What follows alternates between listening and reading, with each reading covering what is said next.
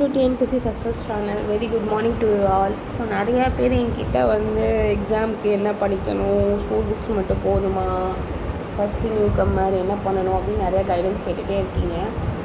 So first ஒரு intro மாதிரி நான் கொடுக்குறேன். அதுக்கப்புறம் உங்களுக்கு எதுவும் டவுட்ஸ் இருந்துச்சுன்னா எக்ஸ்ட்ரா கேளுங்க எனக்கு கீழே. ஸோ இப்போ நீங்கள் டிஎன்பிஎஸ்சி அப்படின்னு சொல்லிட்டு நீங்கள் படிக்க வந்து ஸ்டார்ட் பண்ணிட்டீங்க அப்படின்னா இந்த இதெல்லாம் உங்கள்கிட்ட கண்டிப்பாக இருக்கணும். ஃபஸ்ட்டு ஒரு டிசிப்ளின் இருக்கணும். என்ன ஆனாலும் சரி, என்னை சுற்றி என்னமோ நடந்தாலும் சரி, ஆனால் நான் படிப்பேன். நான் வந்து ஒரு நாளைக்கு இவ்வளோ நேரம் நான் இவ்வளோ படிக்கணும்னு நான் டைம் டேபிள் போட்டு வச்சிங்கன்னா அதை நான் வந்து கம்ப்ளீட் பண்ணாமல் நான் தூங்க மாட்டேன். ஏன்னா இல்லை அன்றைக்கி எப்படியோ முடியலையோ அடுத்த நாள் சேர்த்தாவது கம்ப்ளீட் பண்ணணும் அப்படின்ற ஒரு டிசிப்ளின் இருக்கணும். எப்போவுமே ஃபஸ்ட்டு டிசிப்ளின் இருக்கணும். நெக்ஸ்ட்டு வந்து கான்ஃபிடென்ஸ் இருக்கணும். உங்களுக்கு இந்த எக்ஸாமை க்ராக் பண்ண முடியும், நம்மளால் முடியும் அப்படின்னு உங்களுக்குள்ளே ஒரு தாட் இருந்தால் மட்டும்தான் நீங்கள் ரொம்ப நாள் கோ த்ரூ பண்ண முடியும். ஏன்னா இந்த எக்ஸாமுக்கு வந்து உங்களுக்கு வந்து மெயினாக என்ன வேணும் அப்படின்னா கன்சிஸ்டன்சி வேணும். அதாவது இப்போ நீங்கள் ஒரு அட்டம் கொடுத்துருப்பீங்க, பாஸ் ஆகிருக்க மாட்டீங்க, அடுத்த எக்ஸாம் வரவுன்னா ஒரு வருஷம் இருக்குது அப்படின்னா என்ன பண்ணுவாங்கன்னா நிறையா பேர் படிக்காமல் விட்டுருவாங்க. இதுதான் வந்து மெயினாக நிறையா பேர் பண்ணுற மிஸ்டேக்கு.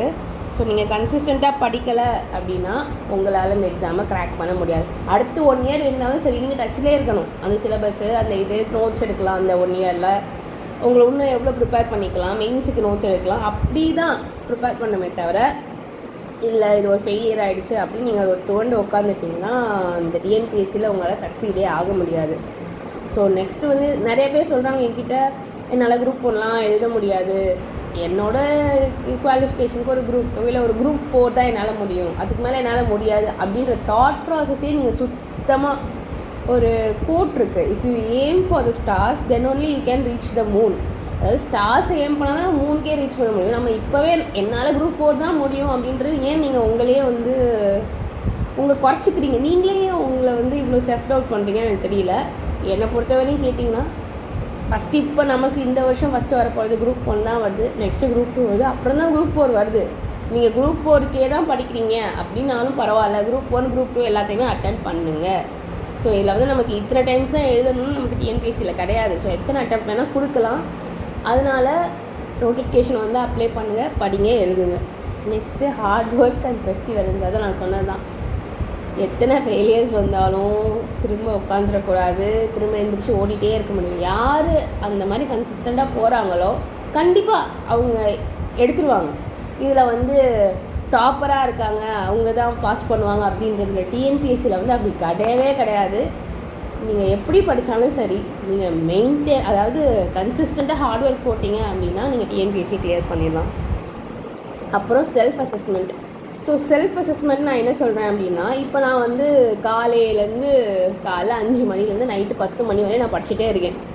ஸோ படிச்சுட்டே இருக்கேன். இப்போ எக்கனாமி இல்லை ஒரு பாலிட்டியில் ஆர்டிகல்ஸ் படிச்சுட்டே இருக்கேன். ஆனால் நான் வந்து ஒரு டெஸ்ட்டுமே போடலை, யாருமே இது பண்ணலை, நான் டெய்லி படிச்சுக்கிட்டே இருக்கேன் அப்படின்னு நம்ம பாட்டு ஓடிக்கிட்டே இருக்கோம். ஆனால் திடீர்னு யாராவது நம்மக்கிட்ட ஒரு கொஷின் கேட்டால் அதுக்கு நமக்கு ஆன்சர் பண்ண தெரில, அது இப்போ நம்ம ஞாபகத்தில் இல்லை. அப்போனா நம்மளே செல்ஃப் அசஸ் பண்ணல. இப்போ நம்ம ஒரு நாளைக்கு இவ்வளோ படிச்சிருக்கோமா, அடுத்த நாள் அதில் டெஸ்ட் போட்டு பார்க்கணும், கொஷின்ஸ் எடுத்து போட்டு பார்க்கணும், நமக்கு இதில் எவ்வளோ ஞாபகம் இருக்குது. இப்போ நான் வந்து பாலிட்டி ஆர்டிகல்ஸ்லாம் படிக்கிறேன் இன்றைக்கி அப்படின்னா ஒரு 3 days கழித்து நான் அசஸ் பண்ணி பார்ப்பேன். ஓகே, எனக்கு இதில் இந்த ஆர்டிகல்ஸ்லாம் ஞாபகம் இருக்கா, இது மறந்து போதா, எது மறந்து போகுது, அதை நம்ம இன்னும் எக்ஸ்ட்ரா கேர் எடுத்து திரும்ப படிக்கணும், அப்போ தான் ஞாபகம் இருக்கும் அப்படின்னு நம்ம அசஸ் பண்ணணும். நமக்கு மறந்து போகுது, இம்பார்ட்டன்ட் ஃபார்முலாஸ் மறந்து போகுதா, ஆர்டிகல்ஸ் மறந்து போகுதா, ஸ்கெடியூல்ஸ் மறந்து போகுதா, மறந்து போகிறது தனியாக ஒரு நோட்ஸ் எழுதி வச்சு அதை திரும்ப பார்க்கணும். இதெல்லாம் எப்படி கிடைக்கும் அசஸ்மெண்ட் அப்படின்னா, ஒரு டெஸ்ட் எடுத்து பார்த்துட்டு நீங்கள் அனலைஸ் பண்ணி பார்க்கும்போது மட்டும்தான் கிடைக்கும். Next repeated revision. இது ரொம்ப எனக்கே கஷ்டம்தான். ஒன்று புதுசாக படிக்கும்போது ஒரு இதாக இருக்கும், திரும்ப படித்ததே படிக்கும்போது நமக்கே வந்து எப்படா அப்படின்னு இருக்கும். பட் நீங்கள் கண்டிப்பாக ரிப்பீட்டடாக நீங்கள் ரிவைஸ் பண்ணால் மட்டும்தான் இந்த எக்ஸாமை கிளியர் பண்ண முடியும். ஸோ இந்த டிசிப்ளின்ஸ் உங்கள்கிட்ட இருக்கணும், அந்த குவாலிட்டிஸ். Next preparation. எப்படி ப்ரிப்பேர் பண்ணுறது அப்படின்னு கேட்குறீங்க அப்படின்னா, ஸ்கூல் புக்ஸ் மட்டும் போதும் அப்படின்னா, இப்போ நீங்கள் நியூ கமராக இருக்கீங்க, இதான் உங்கள் ஃபஸ்ட் அட்டெம்ப்ட் அப்படின்னு சொன்னிங்கன்னா நான் உங்களுக்கு வந்து புக்கு மட்டுமே போதும்னு சொல்லுவேன், ஸ்கூல் புக்ஸ் மட்டுமே போதும்னு சொல்லுவேன். ஏன்னா ஸ்கூல் புக்ஸ் வந்து நீங்கள் நினைக்கிற மாதிரி 6th to 10th 6th to 12th ஈஸிலாம் கிடையவே கிடையாது. ஸ்கூல் புக்ஸ்குள்ளே கோ த்ரூ பண்ணி நம்ம ஃபுல்லாத்தையும் மக்கப் பண்ணக்கூடாது, அண்டர்ஸ்டாண்டிங் வரணும். நீங்கள் அண்டர்ஸ்டாண்ட் பண்ணாமல் நீங்கள் என்னத்தை மகப் பண்ணாலும் சரி எக்ஸாமில் மறந்து போயிடும். நீங்கள் வந்து ஸ்கூல் மாதிரி கிடையாது டிஎன்பிஎஸ்சி. ஒன்றுத்தையுமே இப்போ ஃபார் எக்ஸாம்பிள் 5 இயர் பிளான்ஸ்ன்னு இருக்குது எக்கனாமியில். ஸோ 5 இயர் பிளான்ஸில் வந்து பார்த்தீங்கன்னா 6th 5 இயர் பிளான் வந்து கரிபி ஹட்டவோ எரடிகேஷன் ஆஃப் பாவர்ட்டி அப்படின்னு சொல்லி வரும்.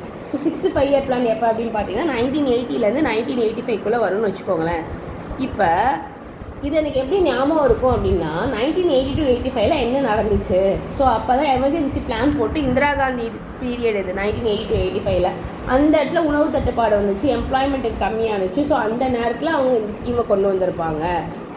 நான் வந்து வெறும் 6th 5 இயர் பிளான் கர்பி ஹட்டோன்னு மட்டும் நான் மனப்பாடம் பண்ணல. நான் அதுக்கு பேக் ஸ்டோரி படித்து வச்சுருப்பேன். அந்த வருஷத்தில் என்ன நடந்திருக்கு, அந்த நேரத்தில் யார் இருந்தாங்க, ஹிஸ்ட்ரி, பாலிட்டி, எக்கனாமி, இப்படி 3 ரிலேட் பண்ணி படிக்கணும். உங்களுக்கு புரியுதா? ஸோ ஃப்ரெஷராக இருந்தீங்கன்னா school books is more then enough. இல்லை நான் ஒரு 2nd 3rd அட்டம் கொடுக்குறேன் அப்படின்னா உங்கள் ஸ்டாண்டர்ட் புக்ஸ் ஏற்கனவே நீங்கள் படிச்சிருந்தீங்க அப்படின்னா லக்ஷ்மிகாந்த், ஹிஸ்ட்ரிக்கு ஸ்பெக்ட்ரம், யூனிட்ஸுக்கு தக்கால் தமிழ்நாடு வரலாறு, எக்கனாமிக்ஸ் கூட புக்கு தேவையில்லை, ஜியாகிரஃபிக்குமே எக்ஸ்ட்ரா புக்கு தேவையில்லை. நான் எக்ஸ்ட்ரா புக் படிக்கல. ஸோ அதை நான் சஜஸ்ட் பண்ணுவேன். ஸோ வேர் டு ஸ்டடியுமே வந்து நம்ம யூடியூப் சேனலில் நான் நிறையா வீடியோஸ் போட்டிருக்கேன் ஒரு சப்ஜெக்ட்டுக்கும். நான் கீழே வேணால் பின் பண்ணுறேன், அந்த வேர் டு ஸ்டடி போய் பார்த்துக்கோங்க. நெக்ஸ்ட்டு ஏதாவது ஒரு டெஸ்ட் சீரிஸ் ஜாயின் பண்ணுங்கள். நான் உங்களை காசு கட்டி நீங்கள் டெஸ்ட் சீரிஸ் ஜாயின் பண்ணுங்கள். நான் யாருமே ஃபோர்ஸும் பண்ணல, யார்ட்டையும் சொல்லவும் இல்லை. ஏன் டெஸ்ட் சீரிஸ் ஜாயின் பண்ண சொல்கிறேன் அப்படின்னா நான் சொல்கிற அந்த டிசிப்ளின் உங்களுக்கு வந்துடும். இப்போ வந்து ஒரு டெஸ்ட் சீரீஸில் வந்து டியூஸ்டே தேர்ஸ்டே எக்ஸாம் இருக்குது அப்படின்னா டியூஸ்டேக்குள்ளே நீங்கள் அந்த சிலபஸை கம்ப்ளீட் பண்ணாதானே டியூஸ்டே டெஸ்ட் எழுத முடியும். தேர்ஸ்டேக்குள்ளே அந்த சிலபஸை கம்ப்ளீட் பண்ணாதானே அந்த டெஸ்ட் எழுத முடியும். அப்படி டெஸ்ட் எழுதி முடிச்சதுக்கப்புறம் நீங்கள் அனலைஸ் பண்ணி பார்க்க முடியும். ஓகே, நான் இந்த டாப்பிக்கில் இவ்வளோ படித்தேன், நான் டெஸ்ட் எழுதும்போது எனக்கு இவ்வளோ தான் ஞாபகம் வந்துச்சு, என்னோட அவுட்புட் இவ்வளோ தான் இருக்குது, ஏன் இந்த டாப்பிக்கில் லோ ஆனிச்சு, நான் என்ன தப்பு பண்ணேன் அப்படின்னு ஒரு கிளாரிட்டி கிடைக்கிறது வந்து இட்ஸ் பை டெஸ்ட் சீரீஸை. ஸோ என்னோடய லெசன் வந்து நான் என்ன சொல்லுவேன் அப்படின்னா நான் வந்து 2023 ஃபஸ்ட்டு நான் என்ன பண்ணேன்னா Group 4 1 month இருந்துச்சு, படித்து Group 4 எழுதினேன். Group 4 ஃபெயில் ஆகிட்டேன். அடுத்து 3 மாதம் இருந்துச்சு, ஒன்றுமே தெரியாது எனக்கு. இதே மாதிரி ஃபஸ்ட் அட்டெம்ப்ட்டு டிஎன்பிஎஸ்சினா என்னன்னே தெரியாது. அப்போ தான் உள்ளே போகிறேன். ஸோ Group 1க்கு 3 months இருந்துச்சு. ஒரு டெஸ்ட் சீரிஸ் ஜாயின் பண்ணேன். Group 1 ஏதோ ஒரு கான்ஃபிடென்ஸு போய் எழுதினேன். ப்ரிலிம்ஸை பாஸ் பண்ணேன், ஃபஸ்ட் அட்டெம்ப்டில் மெயின்ஸ் பாஸ் பண்ணேன். இன்டர்வியூ பாஸ் பண்ண முடியல. பட் என் மேலே ஒரு கான்ஃபிடென்ஸ் இருந்துச்சு. நான் அந்த டெஸ்ட் சீரீஸில் எவ்வளோ டிசிப்ளினாக நான் படித்தேன். ஸோ எனக்கு வந்து அது ரொம்ப ஹெல்ப்ஃபுல்லாக இருந்தனால என்னோடய லெசனில் டெஸ்ட் சீரீஸ் நீங்கள் கண்டிப்பாக ஜாயின் பண்ணுங்கள்.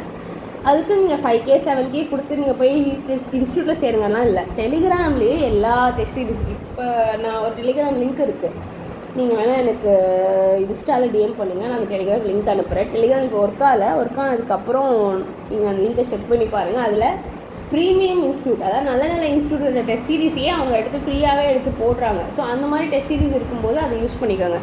ஸோ அதில் ஸ்கெடியூல் இருக்கும். அந்த ஸ்கெடியூலில் உங்களுக்கு ஏற்றாப்புல 3 days ஒன்ஸ் டெஸ்ட்டுன்னு வச்சு நீங்களே உங்களை செல்ஃப் எவாலுவேட் பண்ணி பார்த்துக்கோங்க.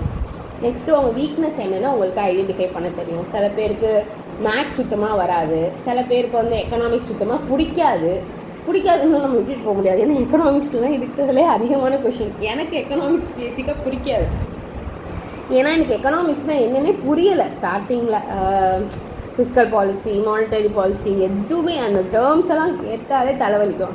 பட் நான் ஓகே எனக்கு இந்த சப்ஜெக்ட் வீக்காக இருக்குது, ஆனால் இந்த சப்ஜெக்டில் தான் அதிகமாக கொஷின் கேட்குறாங்க. அப்போ என்ன பண்ணணும், இப்போ என்ன தான் நான் டியூன் படிக்கணும். இப்போ எக்கனாமிக்ஸ் பற்றி நான் இன்ட்ரெஸ்டிங்கான ஃபேக்ட்ஸு இது அப்படின்னு நானே என்னை வந்து எக்கனாமிக்ஸ் பிடிக்க வைக்கிறதுக்கு என்னெல்லாம் பண்ணுமோ பண்ணி அண்டர்ஸ்டாண்ட் பண்ண என்னெல்லாம் பண்ணுமோ பண்ணி அண்டர்ஸ்டாண்ட் பண்ண ஆரம்பித்தேன். ஸோ அதுலேருந்து எனக்கு வந்து எக்கனாமிக்ஸ் இப்போ கொஞ்சம் ஓகே அப்படின்ற மாதிரி இருக்குது. ஸோ எந்த சப்ஜெக்ட் வீக்னஸ்ட்டு கண்டுபிடிச்சி அந்த சப்ஜெக்டை ஃபோக்கஸ் பண்ணி அதில் நீங்கள் இம்ப்ரூவ் ஆகணும்.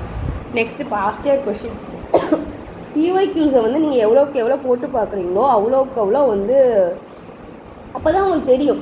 இப்போ நீங்கள் ஃபண்டமெண்டல் ரைட்ஸ் எடுத்து படிக்கிறீங்க அப்படின்னா ஃபண்டமெண்டல் ரைட்ஸில் பாஸ்ட் இயர் கொஷினில் என்ன கேட்குறாங்க, எதில் ஃபோக்கஸ் பண்ணுறாங்க, அப்போனா தான் தெரியும் ஓகே நம்ம இதுக்கு வந்து இவ்வளோ இம்பார்ட்டன்ஸ் கொடுக்கணும், இந்த சாப்டருக்கு கம்மியான இம்பார்ட்டன்ஸ் கொடுக்கணும், எந்த சாப்டரில் அதிகமாக கொஷின் கேட்குறாங்களோ அதுக்கு இம்பார்ட்டன்ஸ் கொடுக்கணுன்றது உங்களுக்கு தெரியுறதே பாஸ்ட் இயர் கொஷின்ஸ் தான். ஸோ அதனால் இந்த கொஷினை நம்ம எப்படி ஆன்சர் பண்ணியிருப்போம் அப்படின்னு இருக்குல்ல. ஸோ அது அப்புறம் செல்ஃப் எவாலுவேஷன். ஒரு டெஸ்ட்டு நீங்கள் ஒரு டெஸ்ட் சீரீஸே ஜாயின் பண்ணுறீங்க அப்படின்னா ஃபஸ்ட்டு வந்து நம்ம எவ்வளோ மார்க் வாங்குகிறோம், நம்ம எவ்வளோ இது பண்ணுறோம்.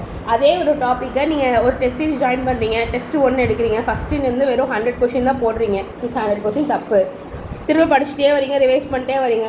திரும்ப ஒரு 50th டேயில் என்ன பண்ணுறோம், திரும்ப அந்த உங்களுக்கு டைம் வந்துச்சுன்னா அந்த போர்ஷன் நீங்கள் படித்த போர்ஷன் தான் ஒரு டக்குன்னு ஒரு ரிவிஷனை விட்டுட்டு திரும்ப அந்த டெஸ்ட் எடுத்து பார்க்கும்போது ஓகே நான் திரும்ப இந்த மிஸ்டேக்ஸை கரெக்ட் பண்ணியிருக்கேனா இல்லை திரும்ப அதே மிஸ்டேக்கை தான் பண்ணுறேன்னா, இல்லை இப்போ எனக்கு எவ்வளோ மார்க் வருது, எவ்வளோ நம்ம வந்து இதில் கோ த்ரூ பண்ணியிருக்கோம் அப்படின்றத நம்ம தெரியணும். ஸோ அந்த எவாலுவேட் பண்ணி நம்ம பார்த்துக்கணும்.